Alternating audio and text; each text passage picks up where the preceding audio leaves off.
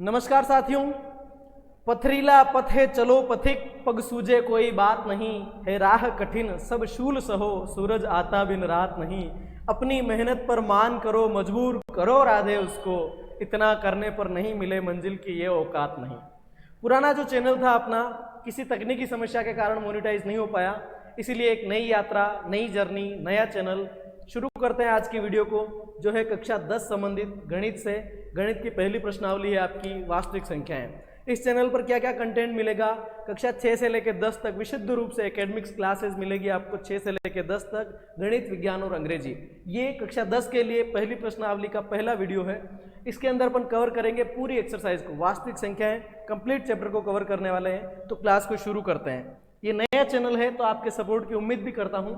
पहली प्रश्नावली के अंदर प्रमेय 1.1 कक्षा 10 के लिए है। ये पहली आधारभूत परिमेय है अंकगणित की कि प्रत्येक भाज्य संख्या को अभाज्य संख्याओं के गुणनफल के रूप में व्यक्त किया जा सकता है तथा यह गुणनखंडन अभाज्य गुणनखंडों के आने वाले क्रम के बिना अद्वितीय होता है।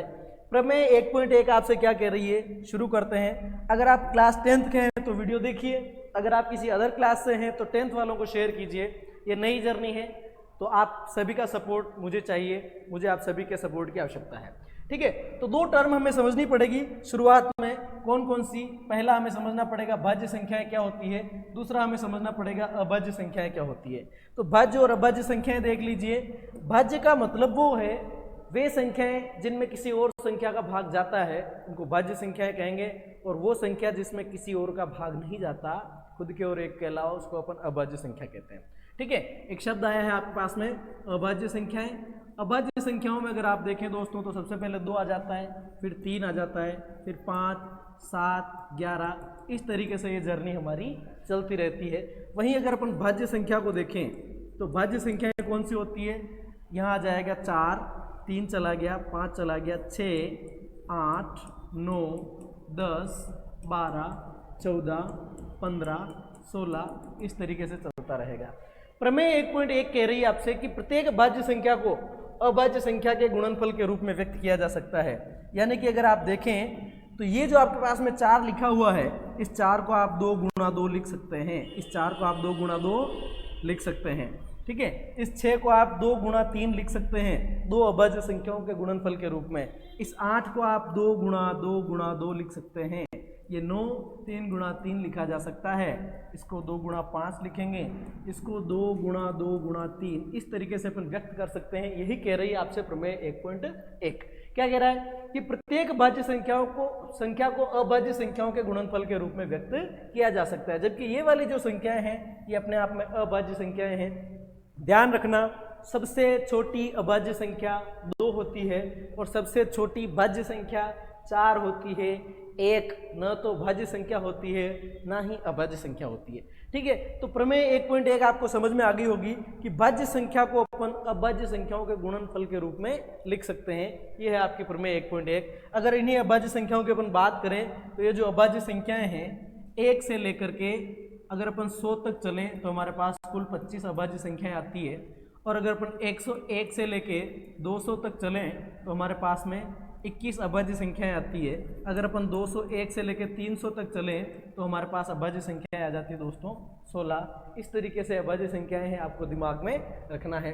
तो प्रमेय 1.1 सीधी सीधी बात ये कह रही है प्रत्येक भाज्य संख्या को अभाज्य संख्याओं के गुणनफल के रूप में व्यक्त किया जा सकता है।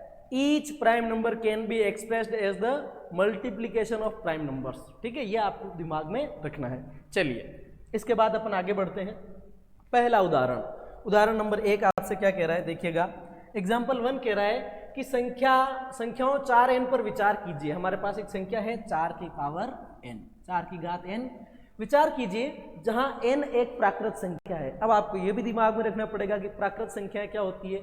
1 से शुरू होकर अनंत तक चलने वाली जितनी भी धनात्मक संख्याएं हैं, 1 2 3 4 5 6 7 8 9, जहां तक आपको गिनती आती है वो सब प्राकृत संख्याएं होती है। यानी कि n का मतलब यहाँ पर आपको दे रखा है 1 2 3 4 5, इस तरीके से अपन चल सकते हैं। ठीक है, अब आपसे कहा है जांच कीजिए कि क्या n का कोई ऐसा मान है जिसके लिए 4 की घात n अंक 0 पर समाप्त हो सकता है। समाप्त होने का मतलब क्या?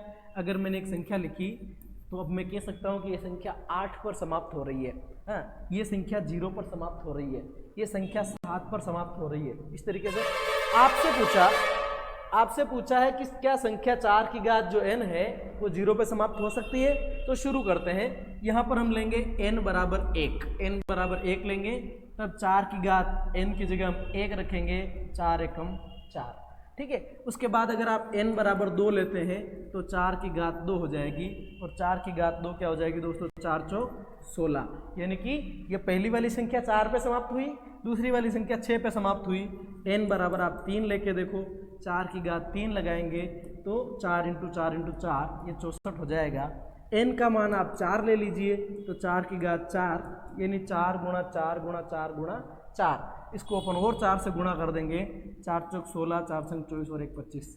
अब आप देख पा रहे होंगे कि सर n का मान आप कुछ भी लेते जाइए, संख्याएं कहाँ खत्म होगी, संख्या या तो 4 पर खत्म होगी या 6 पे खत्म होगी। इसका मतलब आपसे पूछ रहा है कि क्या ये 0 पर समाप्त हो सकती है, तो आपको ये लिखने के बाद नीचे लिख देना है अतः स्पष्ट है, अतः स्पष्ट है। क्या स्पष्ट हो गया यहाँ से, अतः स्पष्ट है कि 4 की घात n 0 पर समाप्त नहीं हो सकता, 0 पर समाप्त नहीं होगी। यह बात आपको दिमाग में रख लेनी। अब इस प्रकार का कोई सा भी सवाल आ जाए, 5 की घात n दे सकता है, 6 की घात n दे सकता है, 7 की घात n दे सकता है ना, आपसे पूछे कि यह समाप्त हो सकता है क्या, तो नहीं हो सकता है। लेकिन अगर यहाँ पर ये क्या करता, n एक प्राकृत संख्या है की जगह अगर ये लिख देता कि पूर्ण संख्या है, तो पूर्ण संख्याओं में 0 भी आता है ना, तो फिर हम 0 लगाते तो अंत में आंसर क्या आ जाता है 1। तो आपको ये दिमाग में रखना है, इस तरीके से इस सवाल को अपन सोल्व करेंगे। चलिए, इसके बाद ये आपने नोट कर लिया होगा, मैं ऐसा मान के चलता हूँ, और अपन अगला सवाल देखते हैं क्या हो गया। चलिए,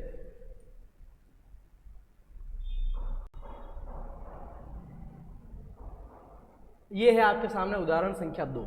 आपके सामने कौन सा है, उदाहरण संख्या 2। उदाहरण संख्या 2 को देख लीजिए।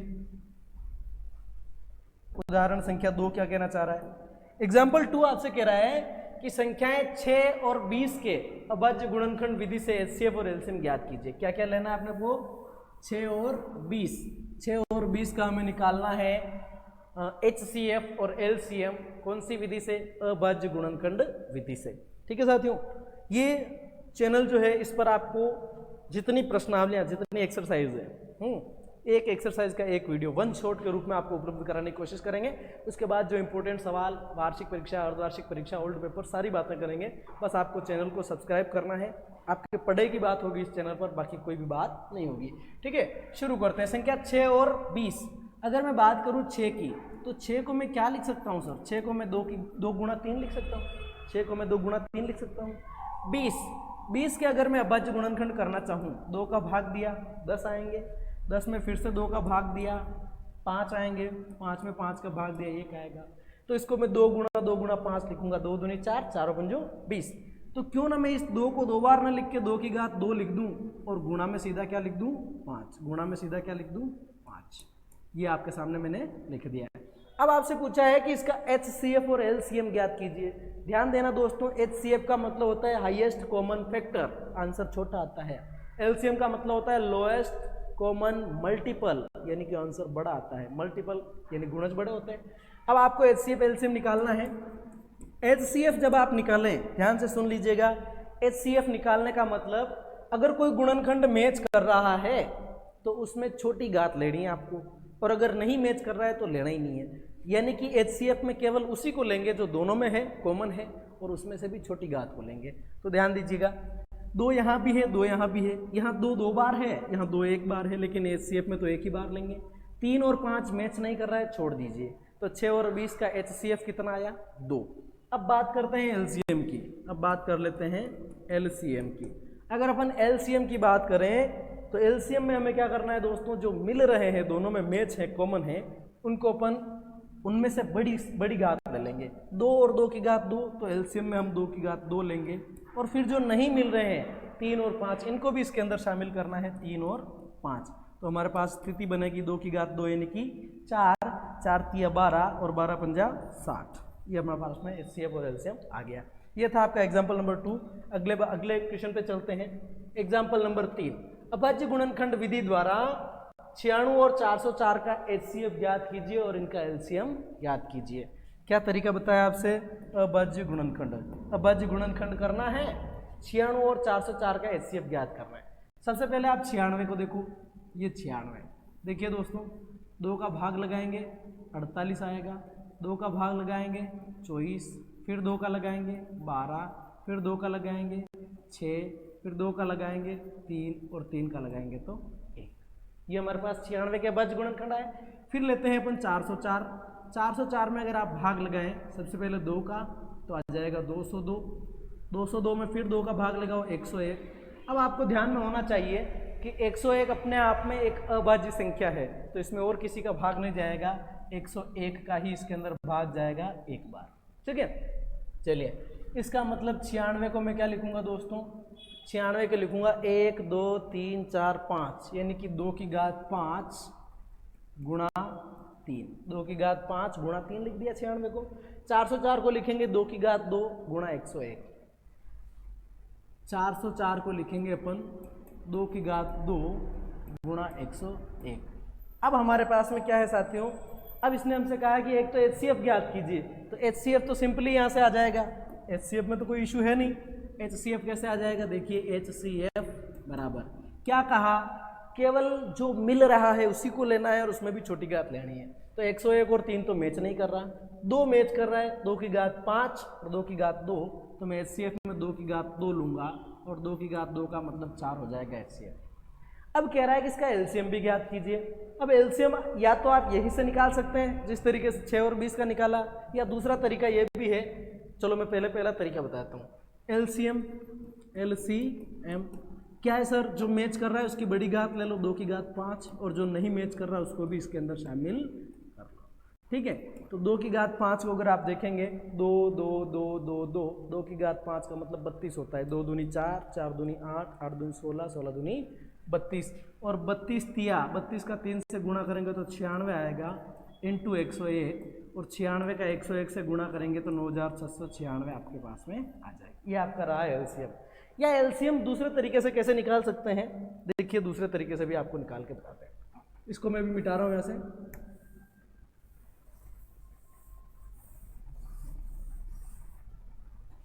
और तरीका कौन सा है हमारे पास LCM निकालने का? तो ध्यान दीजिएगा, LCM और HCF का अगर अपन गुणा करें तो दोनों संख्याओं का गुणा उसके बराबर आता है। आपको एक सूत्र याद रखना है कि दो संख्याएं अगर दे रखी है तो दोनों संख्याओं का गुणा बराबर दोनों संख्याओं के HCF और LCM का गुणा, HCF LCM का गुणा बराबर A इंटू B। ठीक है सर, LCM तो हमें निकालना है। A यानी कि पहली संख्या क्या थी भैया? 96, दूसरी संख्या B 404। अब आप देखिए ये LCM का LCM, HCF जो हमें निकाल दे रखा है, HCF जो हमारे पास आ चुका है, कितना 4 आया, ये गुणा का 4 कहाँ चला जाएगा? नीचे, और 4 से इसमें भाग देंगे क्या आ जाएगा? 101, और आपका LCM आ जाएगा दोस्तों, आपका LCM आ जाएगा कितना आ जाएगा? 101 का 96 से गुणा 9696। तो आप दोनों तरीके से HCF और LCM निकाल सकते हैं। मुझे नहीं लगता है कि कोई कन्फ्यूज़न आपको बचेगा मेरे से पढ़ने के बाद, किसी भी एक्सरसाइज में आपको कोई कन्फ्यूज़न नहीं बचेगा। लेकिन फिर भी अगर ऐसा कोई है जिसको कोई बात कम समझ में आई है, नहीं समझ में आई है, तो वीडियो रिपीट करिए या कमेंट बॉक्स में बताइए, आपको फिर से समझाने की कोशिश करेंगे। चलिए उदाहरण संख्या 4 पे चलते हैं। इसको मैं पहले वाले को मिटा रहा हूँ। उदाहरण 4 देखिए, संख्या 6, 72 और 120 का अभाज्य गुणनखंड विधि से HCF और LCM निकालो। उदाहरण संख्या 4 क्या कह रहा है? 6, 72 और 120। 6 देख लीजिए, 72 देख लीजिए और 120। आपसे क्या कह रहा है कि अभाज्य गुणनखंड विधि से इनका HCF और LCM निकालो। 6 का मतलब होता है भैया 2 गुणा 3। ठीक है, 72, अगर आप 72 के साथ इस तरह की सेटिंग करेंगे, 72 में भाग लगाएंगे 2 का, 36 बार जाएगा। किसी भी संख्या में 2 का भाग लगाने का मतलब आधा करना होता है। 2 का भाग लगाएंगे 18 आएगा, फिर 2 का भाग लगाएंगे 9 आएगा, फिर 3 का लगाएंगे 3 आएगा, और फिर 3 का लगाएंगे तो 1 आ जाएगा। यानी कि 72 को लिखेंगे 2 2 2 3 5, सॉरी 2 2 2 3 3, तो हमारे पास आया 2 की घात 3। 2 कितनी बार आया? 1 2 3 बार। 3 कितनी बार आया? 2 बार, यानी कि 3 आया है 2 बार। 120 के साथ वही करते हैं। ये है 120, इसके साथ भी वही करिए। 2 से 60, 2 से 30, 2 से 15, 3 का भाग देंगे 5 बार और 5 का देंगे तो 1 बार। ठीक है, चलिए ये अपने पास में आया है 2 की घात 3 इंटू 3 इंटू 5, 2 की घात 3 इंटू 3 इंटू 5, 2 की घात 3 इंटू 3 इंटू 5, ये हमारे सामने आ चुका है। ठीक है सर, अब मैं इसको मिटा देता हूँ यहाँ से।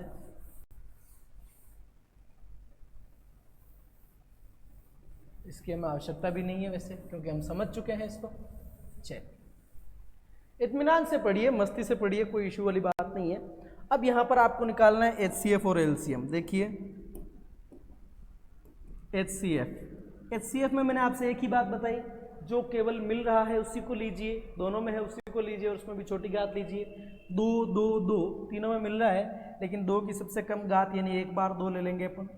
फिर 3 3 स्क्वायर और 3, या इसके अंदर भी अपन 3 ले लेंगे, और 2 तिया HCF कितना आ जाएगा दोस्तों? 6 आ जाएगा। उसके बाद अपन निकालते हैं LCM। क्या निकालते हैं?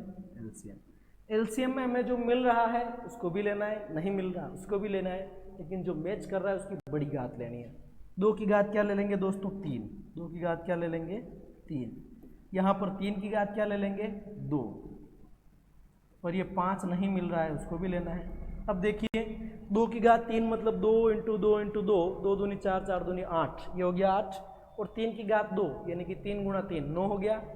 8 इंटू 9 इंटू 5, 8 9 72, और 72 इंटू 5 360 हो जाएगा। कितना हो जाएगा? 360। ये आपका आंसर आ जाएगा। इस तरीके से अपन कर सकते हैं। ये हो गया आपका उदाहरण संख्या 3 और 4।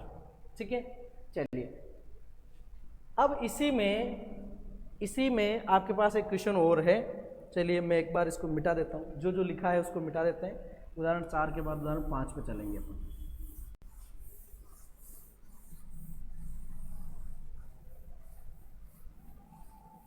चलिए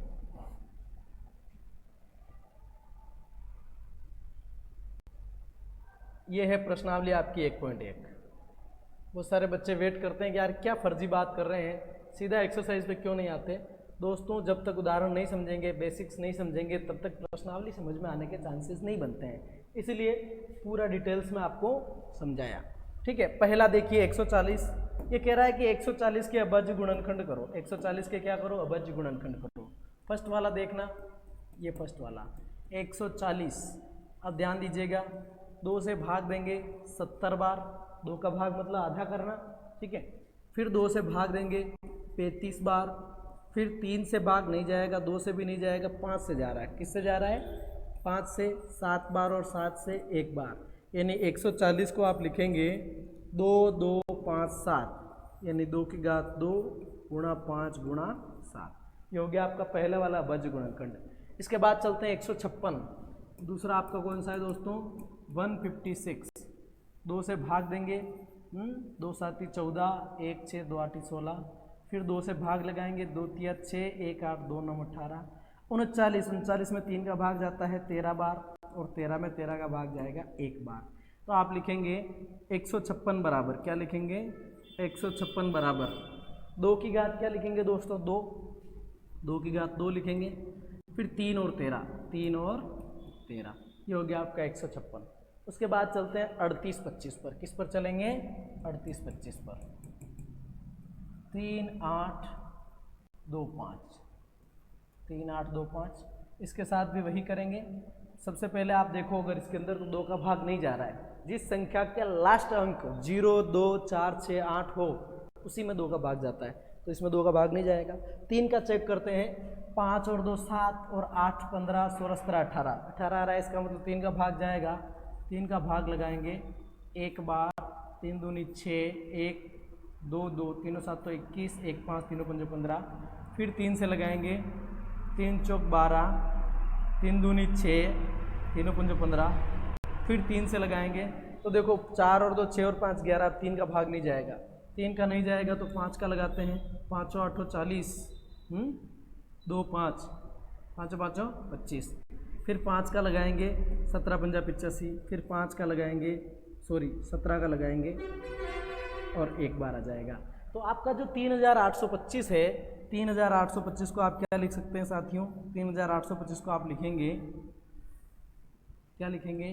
3 की घात 2, 3 की घात 2 गुणा 5 की घात 2, ये 5 की घात 2 गुणा ये कितना है? 17। इस तरीके से आप 3825 के अभाज्य गुणनखंड करेंगे। ठीक है, चलिए उसके बाद है 5005। क्या है? 5005। 5005 इसके साथ भी वही करेंगे। सबसे पहले अगर आप देखें तो 2 का भाग नहीं जा रहा है, लास्ट में 5 है। फिर 3 का भाग भी नहीं जा रहा है क्योंकि 5 और 5 10 में 3 का भाग नहीं जाता। अब सीधा अपन 5 का लगाते हैं, 1 0 0 1 आ जाएगा। ठीक है, इसमें जा रहा है 11 का भाग, 11 9 99, 1 1 11 1 11। ठीक है, अब यहाँ पर या तो आप देखो 11 का लगा दिया या आप 7 का भी लगा सकते हैं, क्योंकि अब यहाँ मुझे ये पता चल रहा है कि 91 में 7 का भाग जाता है, जबकि 1001 को देखने से नहीं पता चल रहा था कि इसमें 7 का भाग जाएगा। यहीं लगा देंगे, कोई दिक्कत नहीं है। 7 का 13 बार और 13 का 1 बार। तो अपन क्या लिखेंगे? अपन यहाँ पर लिखेंगे 5005 बराबर 5 7 11 13, 5 7 11 13। ठीक है, उसके बाद लास्ट में बचता है आपका 74 29। 5 आपका क्या है? 74 29, 74 29। ठीक है, अब इसमें अगर आप भाग लगाएं दोस्तों तो आप इसको चेक करते जाएंगे, 2 3 4 5 7 भाग लगाते जाइए, भाग नहीं जाएगा। आपको सीधा इसमें भाग लगाना पड़ेगा 17 का। किसका लगाना पड़ेगा? 17 का। तो 17 का भाग देख लेते हैं। 70 चौक 68, 69 70 71 72 73 74, 6 बच्चे, फिर 2 उतारे, 70 ते 51, 70 तिया 51। ठीक है, 52 53 54 55 56, यानी कि 70 चौक 68 और 6 2 62, 51 गए 11, 119, 17 7 119, 7 बार भाग चला जाएगा। अब इसमें भाग जाएगा दोस्तों 19 का। किसका जाएगा? 19 का। 19 दूना 38, 39 40 41 42 43, 5 बचे, 7 उतारे, 19 तिया 57 और 23 में 23 का भाग लगाएंगे 1 बार, यानी कि 74 29 जो है इसके अंदर 17 19 और 23 का भाग जाएगा 7429, 7429। इसको आप लिखेंगे बेटा जी 17 19 23। इस तरीके से आपकी प्रश्नावली 1.1 का पहला सवाल आपको कंप्लीट करना है। ठीक है, इसके बाद आगे बढ़ जाते हैं। कि मेरे में कोई धूल जमी है क्या? लग तो नहीं रहा। चलिए, तो ये आपकी 1.1 हो गई कब कंप्लीट। चलिए, आपको यूं समझ लीजिए कि 22 मिनट हुए हैं, 1 घंटे से पहले पहले आपकी पहली प्रश्नावली खत्म हो जाएगी। दूसरा कहा है आपसे निम्न युग्मों के HCF और LCM ज्ञात कीजिए तथा इसकी जांच कीजिए कि संख्याओं का गुणा बराबर HCF इंटू LCM। ये आपको करना है। दूसरे के पहले सवाल पे आते हैं। दूसरे का पहला सवाल, चलो दूसरे का जो पहला सवाल है आपके सामने, दूसरे का पहला, ये आपसे कह रहा है कि 26 और 91। क्या है 26 और 91? देखो 26 का मतलब 2 इंटू 13, दोनों अभाज्य संख्या है, 13 दूनी 26 हो गया। फिर आपके पास में 91 का मतलब 7 का भाग लगाएंगे 13 बार, 13 का लगाएंगे 1 बार। अब कह रहा है कि इसका HCF निकालो और LCM निकालो। देखना भैया, HCF का मतलब सर्फ जो मिल रहा है उसी को लेना है। 13 मैच कर रहा है यानी कि 13 ले लीजिए, बस छोड़ दीजिए। फिर है LCM का मतलब जो मिल रहा है उसको तो लो, बच रहा है उसको भी लो। तो 13 ले लो पहले, उसके बाद ले लो आप 2 और 7, यानी कि आपका LCM आ गया 7 दूनी 14 इंटू 13 182 आ जाएगा। ठीक है, अब आपसे कह रहा है कि जांच कीजिए संख्याओं का गुणा बराबर HCF इंटू LCM। तो अपन यहाँ पे कर लेते हैं जांच। क्या कर लेते हैं दोस्तों? जांच। और जांच कैसे करनी है? दोनों संख्याओं का गुणा बराबर HCF इंटू LCM। इसी तरीके से अपन जांच करते हैं। चलिए, HCF कितना आया 13, LCM कितना आया 182, और इधर संख्याएं क्या क्या थी अपने पास में 26 और 91। ये 26 और 91 गुणा कर लेते हैं। 13 दूनी 26 का 6 बच गए 2, है ना। 13 8 104 और 2 106 का 6 बच गए 10, 13 एकम 13 और 10 23, 23 66। और इनका भी अगर आप गुणा करके देखेंगे तो ये भी आएगा 23 66। ठीक है, तो आपको सिर्फ यहाँ पर राइट का निशान लगा देना है कि जांच कर ली गई है, सभी चीज़ें सत्य पाई गई। ठीक है, उसके बाद देख लीजिए 510 और 92, सेकंड वाला क्वेश्चन है आपका 510 और 92। 510 को देखो, 510 के आपको अभज गुणनखंड करने पड़ेंगे। 510 के अभज गुणनखंड करेंगे, देखो मौखिक करने की कोशिश करते हैं, है ना। इसमें 2 का भाग लगाया, कितना आया 255, है ना। 500 के आधे 250, 10 के आधे 5, 255, 2 5 5 यानी कि 3 का भाग जा सकता है ना।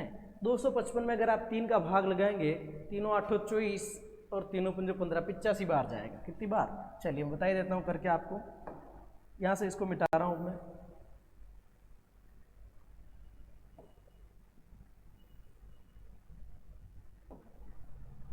चलिए क्या है अपने पास में 510, ये 510 है। और इसमें आप भाग लगा देंगे भैया जी, 2 का 255 आ जाएगा, फिर 3 का भाग लगाएंगे, तीनों 8 24, 1 5, तीनों 5 15, फिर यहाँ 5 का भाग लगाएंगे 17 बार और 17 का लगाएंगे 1 बार।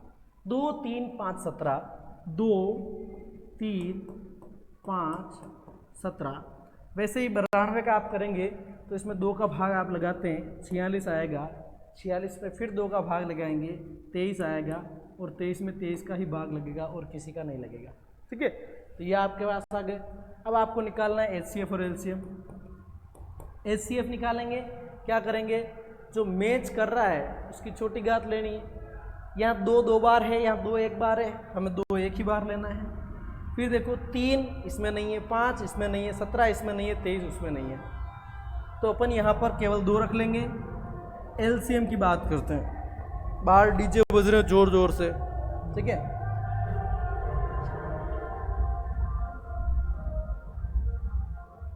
बड़े नाचने गाने वाले गाने चल रहे हैं, ठीक है। चलो LCM में क्या करना है बेटा जी, LCM में सर बड़ी घात ले लो जो मिल रहा है उसकी, 2 मिल रहा है तो 2 इधर 2 बार है, इधर 1 बार है, तो हमें 2 की घात 2 ले लेनी, 2 बार ले लेना है।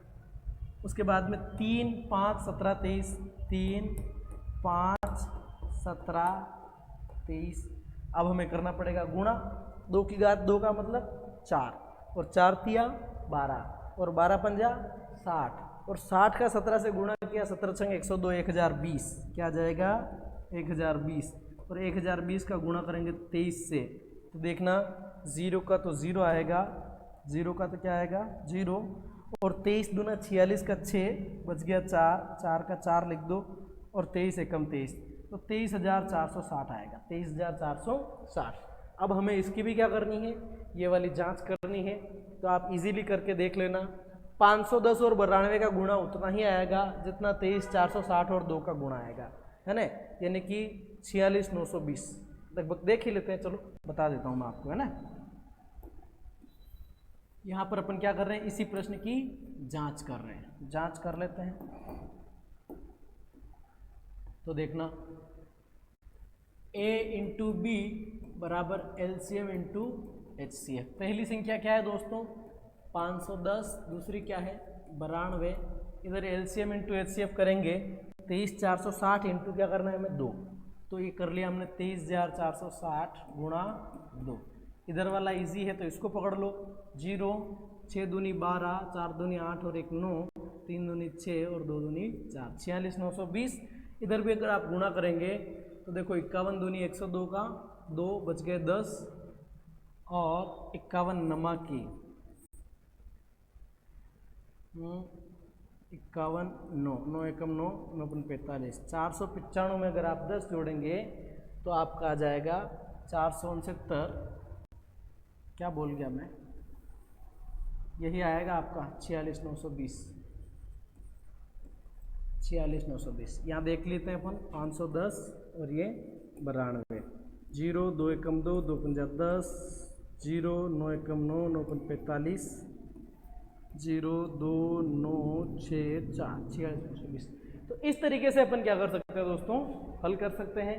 तो ये आपका क्वेश्चन नंबर सेकंड का सेकंड हो गया है, और सेकंड का थर्ड है आपके पास में 336 और 54। इसको भी देख लेते हैं, 336 और 54 को।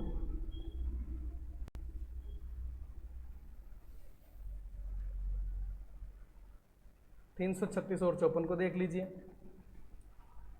एक है आपके पास में 336, दूसरा है आपके सामने 54। ठीक है, चलिए ये है 336, देखिएगा 336 में आप 2 से भाग लगाएंगे, 2 एकम 2, 1 3, 2 छंग 12, 1 6, 2 8 16, फिर 2 से भाग लगाया 8 आएगा, 4 आएगा, फिर 2 का भाग लगाया 4 आएगा, 2 आएगा, फिर 2 से 2 1 आ जाएगा, 3 से फिर 7 आ जाएगा और 7 से 1 आ जाएगा, यानी 2 की घात 1 2 3 4, 2 की घात 4 3 7, तो आया 2 की घात 4 गुणा 3 गुणा 7। और 54 को देख लीजिए, ये आपके सामने 54 है, 2 से भाग लगाते हैं 27 बार जाएगा, फिर 3 से 9 बार, 3 से 3 बार और 3 से 1 बार, तो आएगा 2 × 3 की घात 3। क्या आएगा दोस्तों? 2 गुणा 3 की घात 3।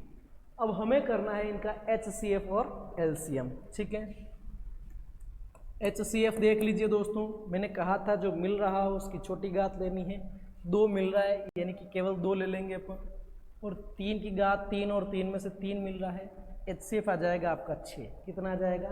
6। फिर बात करते हैं LCM की।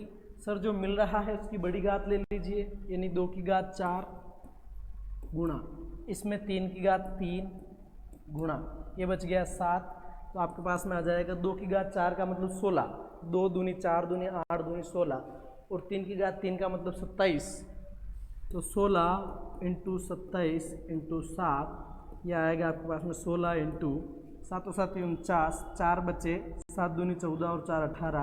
अब इनका गुणा कर लेंगे, 16 नमा की 144, 144 के 4 बच गए 14, और 16 × 128, 128 और 14 अगर अपन देखें तो 2 4 1, 142 के 2 बच गए 14, 16 एकम 16 और 14, 16 और 14 कितने होते हैं? 30 होते हैं, 3024। कितना आ जाएगा दोस्तों? 3024। यह आपका LCM आया है 3024 और HCF आया आपके सामने 6। अब हमें इसकी जांच करनी है, चलिए जांच कर लेते हैं। यहाँ पर अपन कर रहे हैं जांच। क्या कर रहे हैं दोस्तों? जांच कर रहे हैं। अगर कोई बात नहीं समझ में आए तो आप कमेंट ज़रूर कीजिएगा, ठीक है? कमेंट करेंगे तो पता लगेगा कि ये बात नहीं समझ में आई, फिर से समझाने की कोशिश करेंगे। बाकी सेशन बढ़िया चल रहा है, कोई इश्यू वाली बात नहीं है। तो जांच में कह रहा है कि पहली संख्या लिखो, दूसरी संख्या गुणा करो, फिर HCF और LCM करो, बराबर आता है कि नहीं आता है। पहली संख्या 336, दूसरी संख्या 54, और इधर HCF आया 6, LCM आया आपके पास में 3024। ठीक है, चलिए 54 का 336 से मैं गुणा कर लेता हूँ। 54 का 336 से क्या कर लेता हूँ? गुणा। यहाँ देखिए 336, 54, 4 छंग 24, 2 4 तिया 12, 14, 1 4 तिया 12 और 1 13, और 6 पंजा 30, 3 5 तिया 15 और 3 18, 1 5 तिया 15 और 1 16, 4 4 1 8 1 18 144। क्या आ रहा है दोस्तों? 18 144। इधर गुणा करते हैं तो 6 चौक 24, 2 बचेंगे, 6 दूनी 12 और 2 14, 1 बचेगा, 1 का 1, 6 तिया 18, तो 18 144, 18 144 सेम आ जाएगा, कोई इशू वाली बात नहीं है, अपन आराम से इसको कर सकते हैं। ठीक है, तो ये आपका सवाल कंप्लीट हो गया। कौन सा सवाल हो गया? दूसरा। अब बात करते हैं क्वेश्चन नंबर 3 की। तीसरे सवाल की बात करते हैं।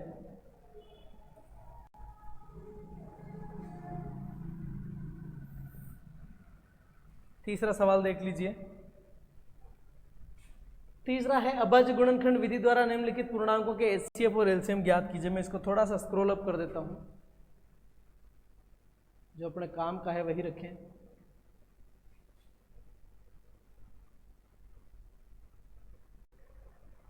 सवाल संख्या 3, तीसरे का पहला देखो दोस्तों, तीसरे का पहला, और वो है 12 15 और 21।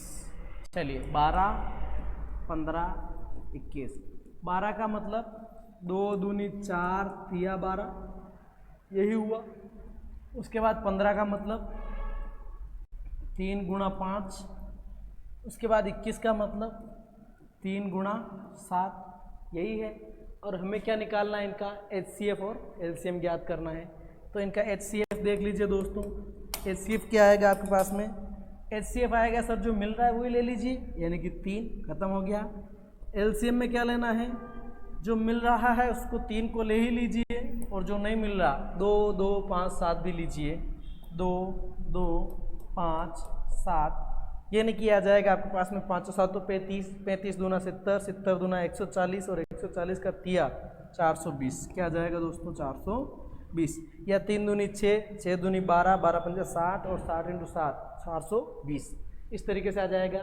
सेकंड वाला है आपका 17 23 19 29, क्या है दोस्तों 17 23 29, 17 का क्या हो जाएगा 17 इंटू 1, फिर 23 का क्या हो जाएगा 23 इंटू 1, और 29 का क्या हो जाएगा 29 इंटू 1। तो आपका HCF कितना आ जाएगा साथियों, 1 आ जाएगा। HCF क्या आ जाएगा 1, कुछ नहीं मिल रहा है। और LCM में 17 23 और 29 तीनों का गुणा करना पड़ेगा, यानी कि 70 तिया 51 5, 17 दूनी 34 और 5 39, 391 का 29 से गुणा करना पड़ेगा। 391 का 29 से गुणा करके आप कमेंट में मेरे को बताइएगा कि इसका LCM कितना आ रहा है। क्वेश्चन संख्या सेकंड का, मतलब क्वेश्चन तीसरे का दूसरा, ठीक है। उसके बाद तीसरा बच्चा हमारे पास 8 9 और 25, ये गुणा तो कर ही सकते हैं यार, आप ये गुणा करके बताइएगा मेरे को कमेंट के अंदर, ठीक है। तीसरा है 8 9 और 25, चलिए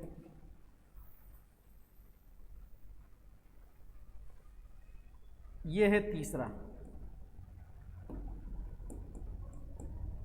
8 9 25, 8 का मतलब 2 की घात 3, 2 इंटू 2 इंटू 2, 9 का मतलब 3 की घात 2, 25 का मतलब 5 की घात 2। HCF लेना है, कुछ भी मैच नहीं कर रहा है 1 आ जाएगा, जिनका कुछ भी HCF नहीं निकलता उनका 1 रह जाएगा। और LCM में क्या करेंगे, सबका गुणा करना पड़ेगा, यानी कि 2 की घात 3 गुणा 3 की घात 2 गुणा 5 की घात 2, यानी कि इन सबका गुणा करना है। 25 8 200, 2 9 1800, 1800, 1800 आपका कंप्लीट आंसर रह जाएगा। ये हो गया आपका तीसरा सवाल। कौन सा सवाल है, तीसरा। बात करते हैं फोर्थ वाले की, कौन से क्वेश्चन की बात करते हैं, चौथा वाला। चौथा वाला देखिए, मिटा रहा हूं इसको मैं।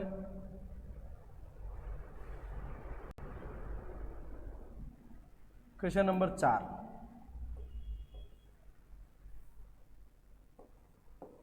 चौथा आपसे कह रहा है कि 306 और 657 का HCF 9 है। 306 और 657 HCF दे रखा है आपको 9, LCM आपको ज्ञात करना है। एक सूत्र आपको मैंने बताया, क्या बताया था सर, HCF और LCM का गुणा बराबर पहली संख्या इंटू दूसरी संख्या, यही कहा है। HCF कितना है 9, LCM हमें निकालना है। पहली संख्या है 306, दूसरी संख्या है 657, ठीक है। तो LCM आपका आ जाएगा 306 गुणा 657, और गुणे का 9 कहाँ चला जाएगा, बटे में। 9 का भाग इसमें देके देख लेते हैं, 9 तिया 27, 3 बचे 6, 9 चौक 36, 34 बार कट जाएगा। 34 का 657 से गुणा कर लेते हैं। 34 का किससे गुणा कर लेते हैं दोस्तों, 657 से। ये आपका 34 है और ये 657 है, गुणा कर लो। 4 7 तो 28, 2 बच्चे, 4 5 20, 22, 2 बच्चे, 4 संग 24 और 2 26, और 3 7 तो 21, 2 3 5 15 और 2 17, 1 3 संग 18 और 1 19। ये गुणा आ जाएगा 8 3 3 22 338, 22 338, 22 338 इसका LCM आ जाएगा 22 338।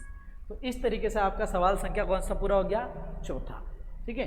अभी अपन 1.1 में ही है। उसके बाद में आपसे पूछ रहा है कि जांच कीजिए कि क्या किसी प्राकृत संख्या n के लिए संख्या 6 की घात n 0 पर समाप्त हो सकती है। ये वैसा ही सवाल है जैसा हमने एक एग्जाम्पल देखा था। इसको हल कर लेते हैं। आप पोज करके स्क्रीनशॉट लेके इनको देख सकते हैं, अपनी नोटबुक में नोट कर सकते हैं। गणित पढ़ने का मज़ा बिना कॉपी और पेन के नहीं आता, ये आपको दिमाग में रखना है। बिना कॉपी पेन अगर आप देख रहे हैं केवल, तो उसका कोई इश्यू नहीं निकलेगा। इसलिए आपको क्या करना है, इसको कॉपी और पेन के साथ में विथ प्रैक्टिस करना है। पांचवा देखो, कौन सा सवाल है, पांचवा आपसे कह रहा है कि जांच कीजिए कि 6 की घात n 0 पर समाप्त हो सकती है क्या, जबकि n का मतलब वही प्राकृत संख्या है। ठीक है, यही प्राकृत संख्या है। तो n का मान लेते हैं 1। n अगर आपने 1 लिया तो 6 की घात 1 यानी कि 6 आएगा। n मतलब अगर आप 2 लेते हैं तो 6 की घात 2 मतलब 36 आएगा। n का मतलब अगर आप 3 लेते हैं तो 6 की घात 3 यानी 6 इंटू 6 इंटू 6 216 आएगा। आप इसको और आगे बढ़ाना चाहें तो बढ़ा सकते हैं, लेकिन हर कंडीशन में आप देखेंगे कि ये सिर्फ किस पर खत्म हो रहा है, ये संख्या 6 पे खत्म हो रहा है। आपसे पूछ रहा है कि 0 समाप्त हो सकता है क्या, तो आप लिखेंगे 6 की घात n प्राकृत संख्या n के लिए कभी 0 पर समाप्त नहीं हो सकता है, ये 6 पर समाप्त होगा। तो आप आंसर क्या लिखेंगे, 6 की घात n सदैव 6 पर समाप्त होगा। किस पर समाप्त होगा, 6 की घात n हमेशा 6 पर समाप्त होगा, इसलिए यह 0 पर समाप्त नहीं होगा, 0 पर समाप्त नहीं होगा। ये आपको दिमाग में रख लेना है। उसके बाद बात करते हैं छठे प्रश्न की। कौन से प्रश्न की, छठे प्रश्न की। छठा देखिए दोस्तों, इसको मैं मिटा रहा हूं। क्वेश्चन संख्या 6 को देख लीजिए। छठा आपसे कह रहा है, छठा पूछ रहा है कि व्याख्या कीजिए कि 7 इंटू 11 इंटू 13, ध्यान देना यहां पर है प्लस 13। दूसरा है 7 into 6 into 5 into 4 into 3 into 2 into 1 plus 5। आपसे पूछ रहा है कि ये भाज्य संख्याएं क्यों है। सवाल वाले को भी पता है कि भाज्य संख्या है, पर पूछ रहा है कि भाज्य क्यों है।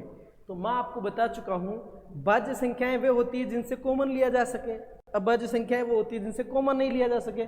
एग्जाम्पल के लिए समझना, अगर 14 है तो मैं इसको 2 कोष्टक 7 लिख सकता हूँ। 14 को क्या लिख सकता हूँ, 2 गुणा 7। लेकिन 13 को क्या लिख सकता हूँ, 13 को 13 एकम 13 ही लिख सकते हैं, इसका कोई चांस नहीं है। जबकि आपने 20 लिया, सॉरी ये क्या आ गया,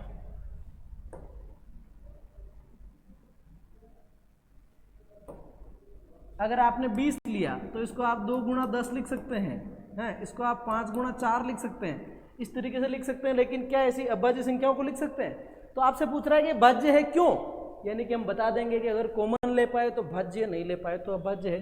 तो अपन इसमें क्या करेंगे सिंपली दोस्तों, है ना, अच्छा सवाल है। देखो इसको आप क्या लिखोगे भैया, इसको आप लिखोगे यहाँ पर देखो इस पद में भी 13 आ रहा है और इस पद में भी 13 आ रहा है। तो इस समीकरण से 13 को मैं कॉमन ले सकता हूँ। 13 को 13 से निपटा दिया तो क्या बच गया, 11 7 77 बच गया। या इसको ऐसे लिख दो, 11 इंटू 7 ही लिख दो।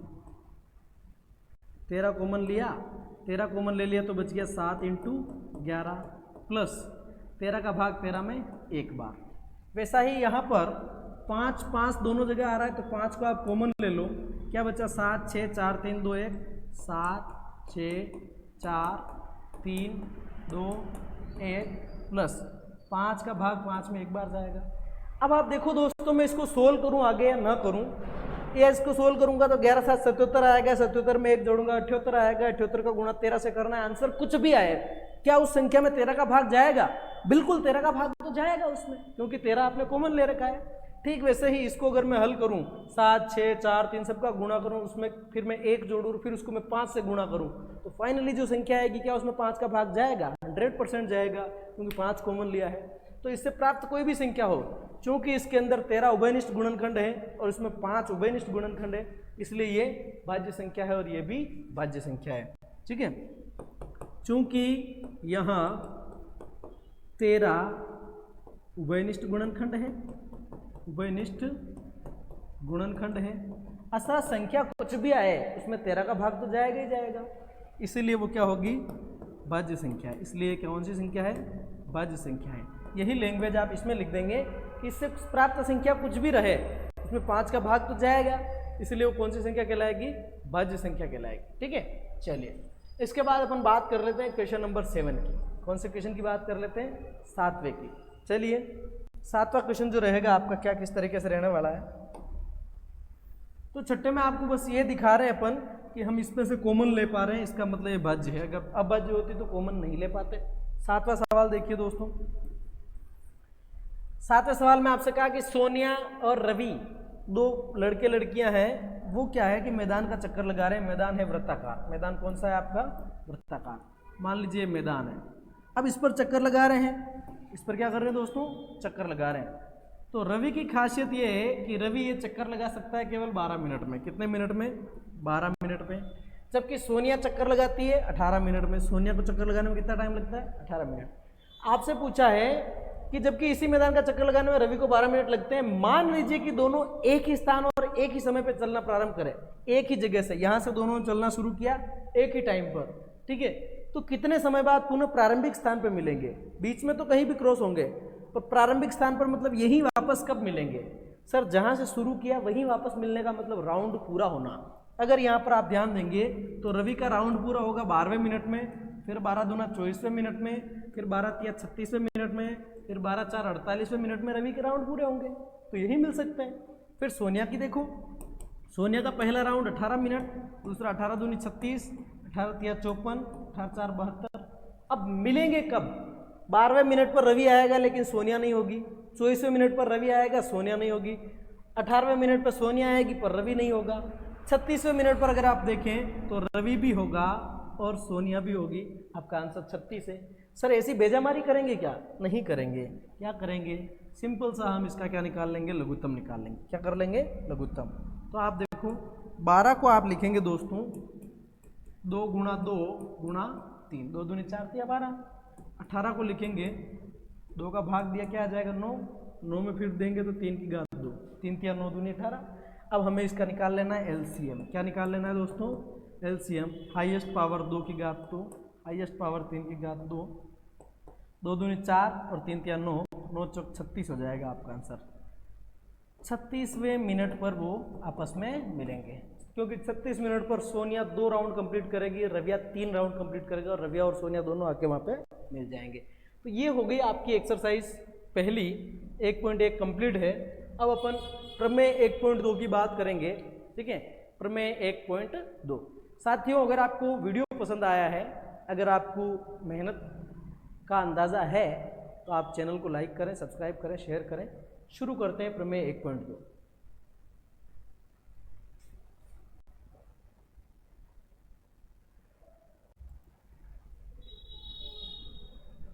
चलिए हम बात कर रहे थे प्रमेय 1.2 की। आपको देखिए दोस्तों दिमाग में रखना है। क्या रखना है दिमाग में? सर क्या दिमाग में रखना भी पड़ता है? क्या बिल्कुल रखना पड़ता है। क्या रखना पड़ता है? देखो आपसे प्रमेय 1.2, प्रमेय क्या होता है? प्रमेय पहले से सिद्ध किए हुए कुछ नियम होते हैं गणित के। तो ये नियम कह रहा है कि मान लीजिए कि p एक अभाज्य संख्या है, p कोई भी एक अभाज्य संख्या है, यानी कि 2 3 5 7 11 13 ऐसी कोई भी संख्या है। यदि p a स्क्वायर को विभाजित करता है तो p a को भी विभाजित करेगा। p कोई भी अभाज्य संख्या, देखना p कोई भी अभाज्य संख्या मतलब 2 है, 3 है, 5 7 11 13 17 कुछ भी हो सकती है। अगर इनमें से किसी संख्या का भाग किसी संख्या के वर्ग में जा रहा है तो उस संख्या में भी जाएगा। क्या कहना चाह रहा है ये? अगर p a स्क्वायर को विभाजित करे तो a को भी विभाजित करेगा। देखना a का स्क्वायर मतलब मैंने ले लिया जैसे 9 का स्क्वायर, 9 का स्क्वायर ले लिया। अब 9 के स्क्वायर का मतलब क्या हो गया? 81। अब 81 में देखो आप 3 का भाग जा रहा है कि नहीं जा रहा है? 81 में 3 का भाग जा रहा है 27 बार। 81 में अगर 3 का भाग जा रहा है, यानी कि 9 के स्क्वायर में 3 का भाग जा रहा है, तो ये प्रमेय कह रही है कि 9 में भी 3 का भाग जाएगा, 9 में भी 3 का भाग जाएगा। समझ आया क्या आपको? ये आपसे यूँ कहना चाह रहा है अगर किसी अभाज्य संख्या का भाग, अगर किसी अभाज्य संख्या का भाग किसी संख्या के वर्ग में जा रहा है तो उस संख्या में भी जाएगा। 5 के स्क्वायर में जा रहा तो 5 में भी जाएगा, 90 के स्क्वायर में जा रहा तो 90 में भी जाएगा। तो आपको एक बात दिमाग में रखनी है, सिर्फ इतना सा खोपड़ी में रखना है, अगर किसी अभाज्य संख्या का भाग किसी संख्या के वर्ग में जाए तो उस संख्या में भी उस अभाज्य संख्या का भाग जाएगा। ये आपको दिमाग में रखनी है। प्रमेय 1.2 इसको बोलते हैं थ्योरम 1.2, ठीक है। अब चलते हैं अपन आगे, क्या सिद्ध करना है हमें उस पर आते हैं। प्रमेय 1.3 विशुद्ध रूप से बहुत महत्वपूर्ण है ये, ठीक है, तो आपको इसको दिमाग में रखना ही पड़ेगा। क्या कह रहा है? प्रमेय 1.3 यानी कि सिद्ध करो कि √2 एक अपरिमेय संख्या है। सिद्ध करो कि √2 एक अपरिमेय संख्या है। चलिए सिद्ध कर देते हैं। √2 को अपन सिद्ध करने जा रहे हैं। अपरिमेय संख्या अति महत्वपूर्ण है, ध्यान रखिएगा। चलिए इसको अपरिमेय सिद्ध करने के लिए हम क्या करेंगे, माना कि यह परिमेय संख्या है, माना कि √2 परिमेय है। कैसी है दोस्तों, परिमेय है। और अगर कोई संख्या परिमेय होती है, इसका मतलब उसको अपन बटेवे के रूप में लिख सकते हैं। तो अपन √2 को लिखेंगे p/q। और मान लीजिए p/q, जैसे कि ऐसी कोई संख्या आ गई 30/28 ऐसी आ गई, इसको अपन काट सकते हैं 2 के पहाड़े से 15 बार, 2 के पहाड़े से 14 बार, ठीक है। तो वैसे ही हमने p और q को काट पीट के क्या निकाल लिया, a और b, ठीक है। a और b अब ऐसी संख्याएं आ गई हमारे पास में कि इनको और नहीं काटा जा सकता, और नहीं काट सकते, तो ये सह अभाज्य संख्याएं हैं। अब आपके दिमाग में क्लिक करोगे सह अभाज्य क्या होता है, तो ध्यान देना। अगर मैं कह देता हूं 10 और 12, ध्यान देना, 10 और 12, तो 10 और 12 दोनों में 2 का भाग जा रहा है, इसका मतलब 10 और 12 सह अभाज्य नहीं है। पर मैं ये लेता 12 और 13, तो देखो ऐसी कोई संख्या ही नहीं है जिसका भाग 12 और 13 दोनों में जाए, तो 12 और 13 सह अभाज्य संख्याएं कहलाती है, सह अभाज्य। फॉर एग्जाम्पल और समझिए, 8 और 9 ले लीजिए, 3 का भाग 9 में जाता है पर 8 में नहीं जाता, 2 का 8 में जाता है पर 9 में नहीं जाता। 8 और 9 क्या कहलाएगी, सह अभाज्य संख्या है। लेकिन अगर मैं 8 और 24 की बात कर लेता हूँ तो ये सह अभाज्य नहीं होगी। 8 में भी 8 का भाग जा रहा है, 24 में भी 8 का भाग जा रहा है। तो ऐसी संख्याएं जिनमें किसी भी सेम संख्या का भाग नहीं जाए वो सह अभाज्य संख्याएं कहलाती है, ठीक है। तो मैं ये कहना चाह रहा हूँ कि यहाँ पर a और b सह अभाज्य संख्याएं हैं, ठीक है। जहाँ a व b सह अभाज्य संख्याएं, कौन सी है, सह अभाज्य संख्याएं हैं। इसको समीकरण नंबर 1 रख लीजिए। देखना आगे, √2 बराबर हमने क्या लिखा है, a/b। अब इस √2 के बटे में कुछ नहीं, मतलब 1 है, क्रॉस गुणा करेंगे, a एकम a बराबर b का √2 से गुणा करो, b/√2। अगली स्टेप देखना, दोनों तरफ मैं क्या कर रहा हूँ दोस्तों, वर्ग। दोनों साइड हम यहाँ पर क्या करेंगे, वर्ग करेंगे। वर्ग का मतलब उसी संख्या का उसी से गुणा। a का वर्ग करिए a² आएगा, b का वर्ग करिए b² आएगा। √2 का वर्ग, √2 के वर्ग का मतलब होता है √2 × √2 यानी कि √4, और √4 का मतलब फिर से 2 ही होता है, तो √2 का वर्ग क्या हो गया, 2। ये कर लेंगे। उसके बाद देखिए, अब इस 2 को मैं इस तरफ भेजूंगा, a² यहाँ पहले से लिखा हुआ है, वो 2 कहाँ आ जाएगा, नीचे, बराबर क्या बचा, b²। अब यहाँ पर आप देखो कि a² में 2 का भाग जा रहा है, a² में किसका भाग जा रहा है, 2 का। और पीछे हमने क्या देखा, सॉरी अभी से इससे ऊपर 1.2 वाली जो प्रमेय थी उसमें हमने देखा कि अगर a² में 2 का भाग जा रहा है तो a में भी 2 का भाग जाएगा। यहाँ से हम एक बात कह सकते हैं कि a में 2 का भाग जाएगा, क्योंकि a² में 2 का भाग जा रहा है तो a में 2 का भाग जाएगा। a 2 से विभाज्य है, a 2 से विभाज्य है। यहाँ से हमने क्या दिखा दिया कि a 2 से विभाज्य है, ठीक है। यहाँ से एक बात पता चली कि a में 2 का भाग जाता है। अब a में 2 का भाग जाता है तो मान लीजिए उत्तर में c आता है।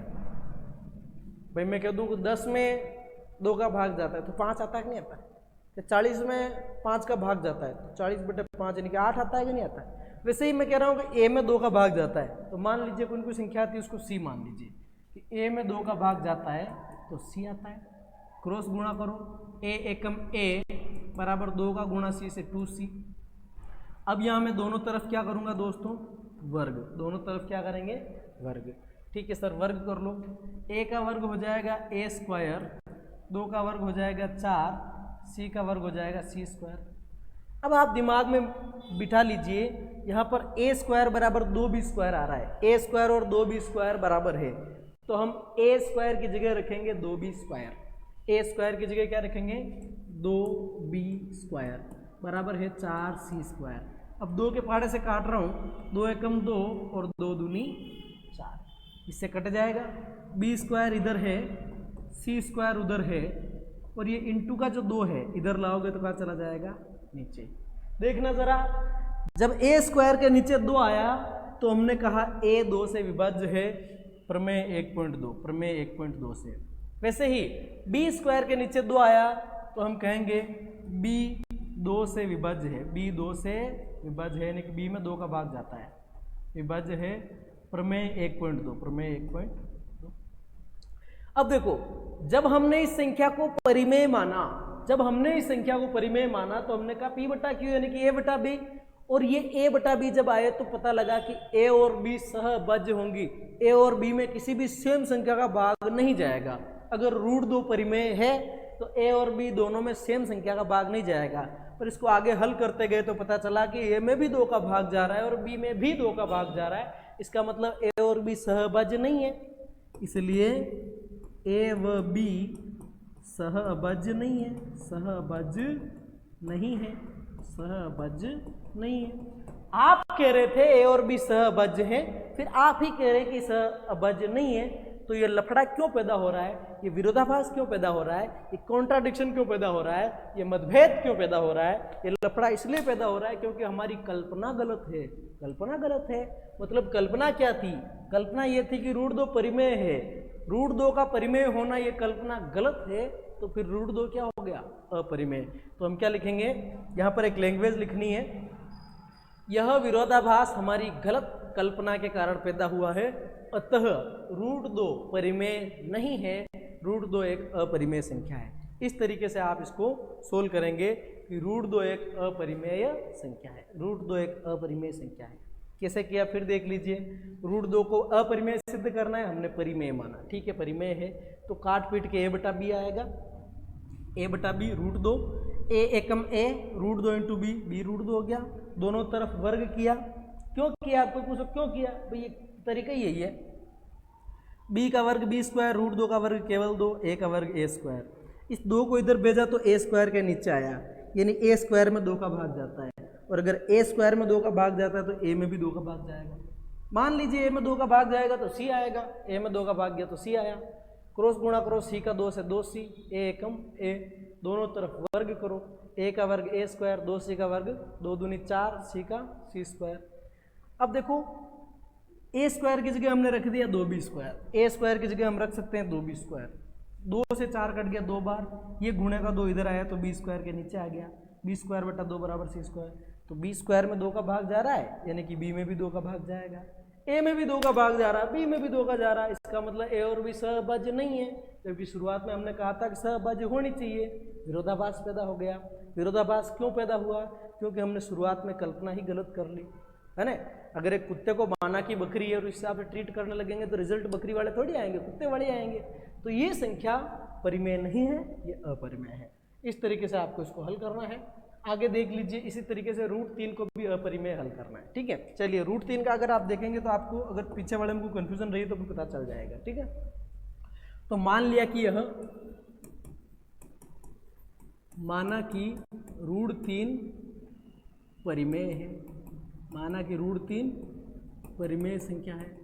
अगर ये परिमेय है तो √3 बराबर क्या होना चाहिए? p बटावा q, और जब मैं इनको काटूं तो क्या आना चाहिए? a बटावा b, जहां a व b क्या होंगी? सहभाज्य। a और b क्या होगी? सहभाज्य, यानी a और b में किसी भी सेम संख्या का भाग नहीं जाएगा, ठीक है सर। अब आगे ये है कि देखना, ये है √3 बराबर a बटावा b। अब इसके नीचे कुछ नहीं है तो 1 है, a का गुणा a से करो, a एकम a, b का √3 से करो b अंडर √3, और दोनों तरफ आप क्या कर दो दोस्तों? वर्ग कर दो। a का वर्ग करोगे a स्क्वायर आएगा, √3 का वर्ग केवल 3, 3 या 9, 9 का मतलब 3 वर्गमूल में, तो यह जाएगा b, और b का क्या रहेगा? स्क्वायर। इस 3 को इधर चपेटूंगा तो a स्क्वायर के नीचे क्या जाएगा? 3 बराबर क्या बच्चा? b square. यहाँ से पता चला कि a स्क्वायर में 3 का भाग जाता है, a स्क्वायर में 3 का भाग जाता है, इसका मतलब a में भी 3 का भाग जाता है, इसका मतलब a में भी 3 का भाग जाता है। a 3 से विभाज्य है, a किससे विभाज्य है? 3 से, ठीक है सर। a अगर 3 से विभाज्य है, a अगर 3 से विभाज्य है तो मान लीजिए आंसर c आ रहा है, बटे में कुछ नहीं तो 1 लगा दो, a एकम a बराबर 3 का c से 3c, ठीक है। अब दोनों तरफ क्या कर लो दोस्तों, वर्ग कर लो। a का वर्ग a स्क्वायर, 3 का वर्ग 9, c का वर्ग c स्क्वायर। अब a स्क्वायर की जगह क्या रखेंगे, 3b स्क्वायर। a स्क्वायर की जगह रखा 3b स्क्वायर, उधर आ रहा है 9c स्क्वायर। काटना ज़रा, 3 एकम 3, 3 तिया 9। b स्क्वायर इधर है, c स्क्वायर उधर है, इंटू के 3 को इधर लाए तो नीचे आ गया। b स्क्वायर में 3 का भाग जा रहा है, इसका मतलब b में भी 3 का भाग जाएगा। b 3 से विभाज्य है, b 3 से विभाज्य है। और अगर b में भी 3 का भाग जा रहा है और a में भी 3 का भाग जा रहा है, इसका मतलब a व b सहभाज्य नहीं है, a और b सहअभाज्य नहीं है। पहले कह रहे हो सहभाज्य है, पहले कह रहे हो सहभाज्य है, अब कह रहे हो सहभाज्य नहीं है, तो ये विरोधाभास हमारी गलत कल्पना के कारण पैदा हुआ है। अतः हमने जो माना कि √3 परिमेय है, कल्पना ही गलत है, यानी कि √3 अपरिमेय संख्या है। ठीक है, इसी तरीके से आपको √5 का भी करना है। ये हो गया। अब आपसे पूछेगा दोस्तों, उदाहरण 6 में पूछ रहा है आपसे कि सिद्ध करो कि 5 माइनस √3 एक अपरिमेय संख्या है। तो इसमें भी वही तरीका लगाना है, माना कि यह परिमेय संख्या है। माना कि कौन सी संख्या है, परिमेय संख्या। माना कि 5 माइनस √3 परिमेय संख्या है, परिमेय संख्या है। अगर ये परिमेय संख्या है तो अपन क्या करेंगे, 5 माइनस √3 बराबर क्या लिख सकते हैं, a बटावा b। यहाँ a और b पूर्णांक के, ध्यान रखना पूरे अंक, 3 4 5 6 अनंत पूर्णांक है, 5 गुणा 6 अनंत पूर्णांक नहीं है।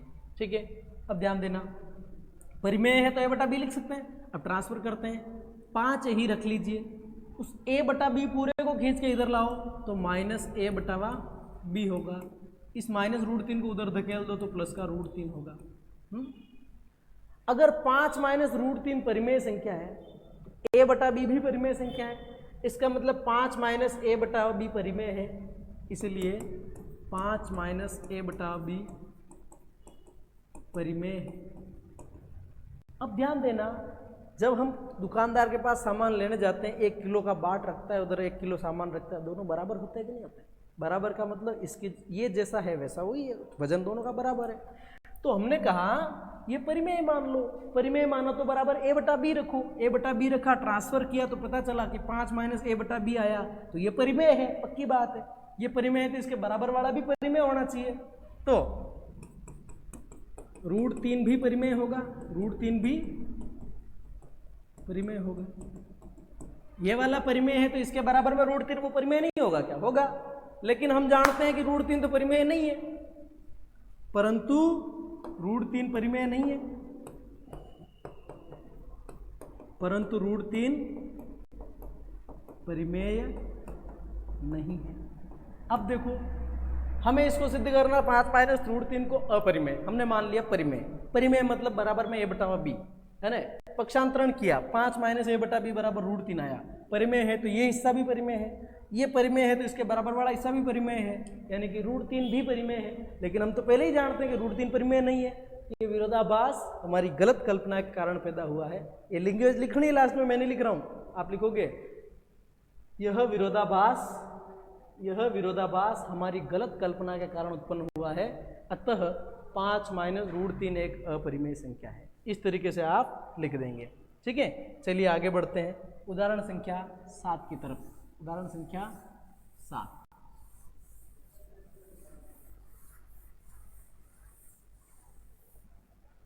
उदाहरण संख्या 7 देखिए दोस्तों।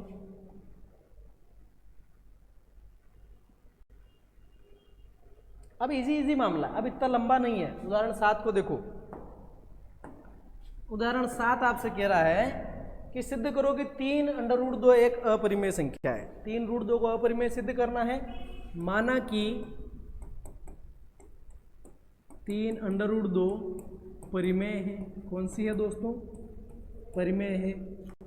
इसलिए 3√2 बराबर क्या लिख देंगे? a बटावा b। ट्रांसफर करेंगे तो देखना √2 इस तरफ है बराबर a बटावा b उधर है। ये गुणे के 3 को उधर भेजेंगे तो नीचे चला जाएगा। तब a/3b परिमेय है, तब a/3b भी क्या हो जाएगा, परिमेय होगा। और a/3b अगर परिमेय है तो √2 भी परिमेय होगा। इसी के बराबर में आ रहा है √2, √2 भी परिमेय होगा क्योंकि a और b पूर्णांक है, परिमेय होगा। किंतु हम जानते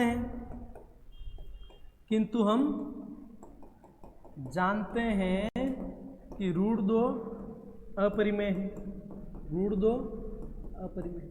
क्या करा, इसको सिद्ध करना है, अपरिमेय। मान लिया कि ये परिमेय है तो बराबर में a/b ट्रांसफर किया, जो रूट में है उसको एक तरफ रख लो, बाकी सब एक साइड में ले जाओ। अगर परिमेय है तो ये हिस्सा भी परिमेय है, ये परिमेय है तो इसके सामने वाला हिस्सा भी परिमेय है, तो √2 भी परिमेय होना चाहिए, लेकिन √2 परिमेय नहीं है। ये विरोधाभास हमारी गलत कल्पना के कारण उत्पन्न हुआ है, अतः 3 √2 एक अपरिमेय संख्या है। बस इस तरीके से आपको काम करना है। लास्ट पेज, कौन सा पेज, लास्ट। √5 को अपरिमेय संख्या सिद्ध करो। किसको सिद्ध करो, √5 को। देखो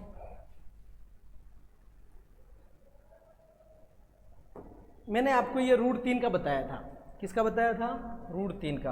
अब इसी में मैं आपको √5 का करके दिखाता हूँ। इसी में कौन सा दिखा रहा हूँ, √5 का।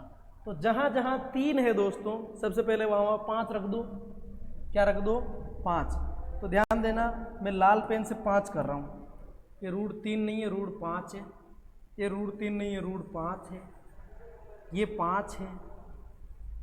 अब ये 3 नहीं है, ये 5 है। ये 5 है, यहाँ पर भी 5 है, ठीक है, यहाँ पर भी 5 है, यहाँ भी 5 है। अब 3 का वर्ग 3 × 9 आया था, तो 5 का वर्ग 5 × 5 क्या आ जाएगा, 25। और यहाँ अगर इसको मैं वापस लिख रहा हूँ यहाँ पर, चलिए ये 3 की जगह मैं 5 कर देता हूँ, और यहाँ पर मैं क्या कर देता हूँ, 25। और 5 से 25 कटेगा, कितनी बार कटेगा, 5 बार। तो यहाँ पर भी क्या आ जाएगा, 5, और यहाँ पर भी 5 आ जाएगा। बस इतना सा है, देखना। √5 अपरिमेय है, सिद्ध करना है। माना कि √5 परिमेय है। अगर √5 परिमेय है तो √5 बराबर p/q, काटे तो a/b, जहाँ a और b सहभाज्य हैं। a और b में किसी भी सेम संख्या का भाग नहीं जाता है, ठीक है बात। तो यह आपका √5 a/b क्रॉस गुणा करो, a एकम a, √5 × b, √5 और b वर्ग किया तो a का वर्ग a², √5 का केवल 5, b का b², a², ये इंटू का 5 नीचे लिया है, a² में 5 का भाग जा रहा है तो a में भी 5 का भाग जाएगा। मान लीजिए a में 5 का भाग जाएगा तो c आएगा, 5 का c से गुणा 5c, a एकम a, वर्ग करो a², 5 का 25, c का c², a² की जगह अपन रखेंगे 5b², a² की जगह रखा 5b² बराबर है 25c², 5 से 25 कट गया 5 बार, यानी b² बराबर 5c² आया। b² बराबर c², ये इंटू के 5 को नीचे लाए, b²/5 यानी कि b में भी 5 का भाग जाएगा। a और b सहभाज्य होनी थी, लेकिन a और b दोनों में 5 का भाग जा रहा है तो फिर सहभाज्य नहीं है। यह विरोधाभास हमारी गलत कल्पना के कारण उत्पन्न हुआ है, अतः √5 एक अपरिमेय संख्या है। ठीक है, ये तरीका हो जाएगा। एग्जाम्पल 2 को, मतलब क्वेश्चन नंबर 2 को देखो, प्रश्न संख्या 2 को देख लो। ये सिद्ध कीजिए कि 3 + √2 एक अपरिमेय संख्या है। माना कि 3 + √2 परिमेय है। 3 + √2 क्या मान लिया, परिमेय है। इसका मतलब 3 + √2 बराबर a/b। अगर a/b है तो फिर √2 को तो यहीं रख लो, a/b उधर है, इस +3 को भेजोगे तो माइनस हो जाएगा, यानी कि √2 बराबर a माइनस क्या हो जाएगा 3b। एलसीएम से जोड़ बाई करना आता होगा आपको, तो टाइम आ जाएगा b। इसको हमने परिमेय माना, और a और b दोनों पूर्णांक हैं, इसका मतलब a - 3b/b, a - 3b/b ये क्या है, परिमेय है। इसलिए a - 3b/b परिमेय है। कौन सी है दोस्तों, परिमेय है। तो अगर ये परिमेय है तो √2 भी परिमेय होगा, तो √2 भी परिमेय होगा। और अगर √2 परिमेय होगा तो कैसे होगा भाई, हम जानते हैं कि √2 अपरिमेय है, परंतु परंतु हम जानते हैं क्या सिद्ध कर चुके हैं, हम जानते हैं रूट दो परिमेय नहीं है, रूट दो परिमेय नहीं है, हम जानते हैं रूट दो परिमेय नहीं है। इसका मतलब ये विरोधाभास हमारी गलत कल्पना के कारण उत्पन्न हुआ है, और गलत कल्पना कौन सी हो गई, परिमेय होना। 3 प्लस रूट दो परिमेय होना गलत है, फिर यह अपरिमेय है, कौन सी है, अपरिमेय। चलो वही बात करते हैं इन सब के बारे में, बात कर लेते हैं। तीसरा क्वेश्चन देखिए दोस्तों,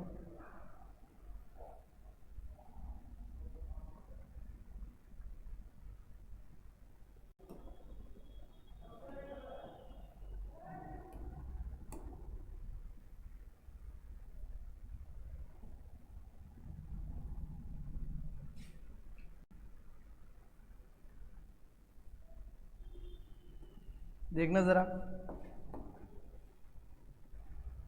अब बात कर रहे हैं अपन इस वाले सवाल, किसकी सवाल बात कर रहे हैं, 1/√2 के। कह रहा है कि सिद्ध कीजिए कि अपरिमेय है। मान लिया कि 1/√2 क्या है, परिमेय है। अगर 1/√2 परिमेय है तो 1/√2 बराबर क्या होगा, a/b। उल्टा पुल्टा कर लो, √2 नीचे आ रहा है, उल्टा कर लो, √2/1 हो जाएगा, √2 में क्या आ जाएगा 1, और नीचे 1 लिखने की आवश्यकता नहीं है, a/b की जगह हो जाएगा b/a। तो b/a परिमेय है, तो इसलिए b/a परिमेय है। और अगर b/a परिमेय है तो √2 भी परिमेय होगा, परंतु हम जानते हैं कि √2 परिमेय नहीं है। यह विरोधाभास हमारी गलत कल्पना के कारण उत्पन्न हुआ है, अतः 1/√2 अपरिमेय है। ये तरीका रहेगा दोस्तों, और कुछ भी इशू नहीं है इसमें, सिंपल सा मसला है। अब देख लीजिए, आपको बताते हैं आगे वाला।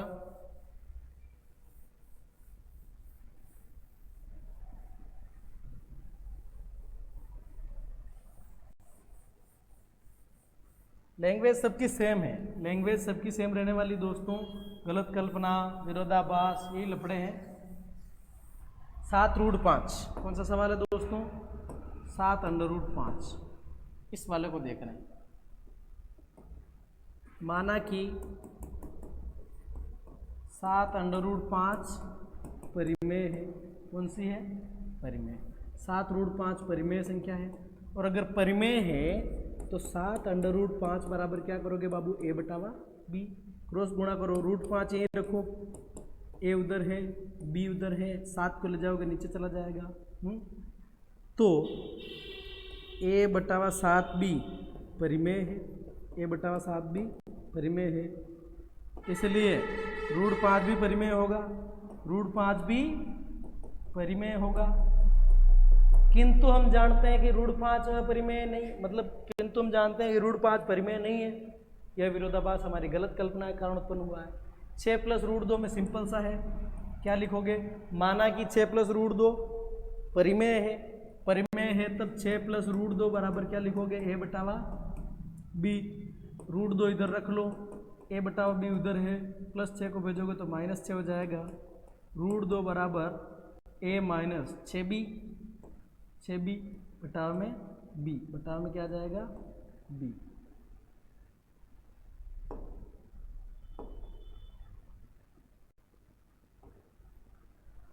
तो a माइनस 6b/b परिमेय संख्या है, अतः √2 भी परिमेय होगा, किंतु हम जानते हैं कि √2 परिमेय नहीं है, अतः √2 अपरिमेय, मतलब ये 6 प्लस √2 अपरिमेय संख्या, विरोधाभास हुई, वो लैंग्वेज है। तो आपकी प्रश्नावली 1 कंप्लीट होती है। एक सिंगल वीडियो में पूरी प्रश्नावली कवर कर ली है, एक सिंगल वीडियो में दूसरी कंप्लीट कर लेंगे, एक सिंगल वीडियो में तीसरी कंप्लीट कर लेंगे। इसी तरीके से आपको इस चैनल पर बेहतरीन कंटेंट उपलब्ध होता रहेगा। चैनल को शेयर करें, सब्सक्राइब करें। नया चैनल है तो आपके सपोर्ट की बहुत आवश्यकता है, और आपको इस चैनल पर कक्षा 6 से 10 का सारा मटेरियल उपलब्ध रहेगा, गणित, विज्ञान, अंग्रेजी से रिलेटेड। ठीक है, थैंक यू सो मच, धन्यवाद।